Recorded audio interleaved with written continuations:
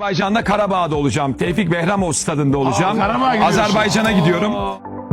London küçələrində, bütün İngiltərədə hamı Qarabağdan danışır. Oxu az xəbər verir ki, bu sözləri Azərtaca müsahibəsində Türkiyənin məşhur futbol şərhçisi Ertem Şener deyib.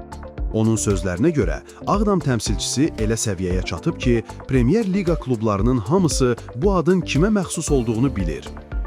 Chelsea dünyanın ən varlı klublarından biridir. O, klublar arası dünya çempionatının qalibidir.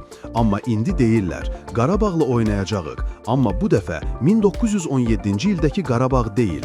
Bu, Benfica ilə Kopenhageni məğlub edən, Atletiklə Bilbao sonadək döyüşən Qarabağdır.